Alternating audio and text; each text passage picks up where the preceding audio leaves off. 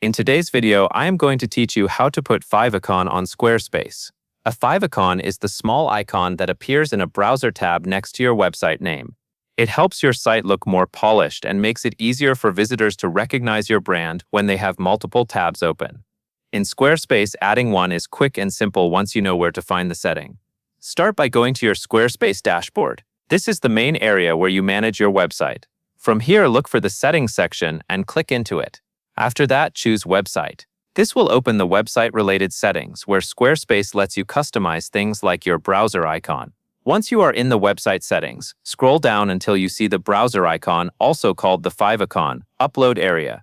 This is the section specifically used for adding the image that will represent your site in browser tabs and bookmarks. Take a moment to make sure you are in the correct place before uploading anything, since this is different from your site logo. To add your favicon, click the plus icon in the upload block. You can also drag and drop your image file directly into the drop zone if that is easier for you. Either option works the same way. After you upload the file, Squarespace will place it into that browser icon area. If you have already prepared your favicon image ahead of time, this part should only take a few seconds. Once the image has been added, the final thing you need to do is save your changes. Look to the top left corner of the sidebar panel and click Save.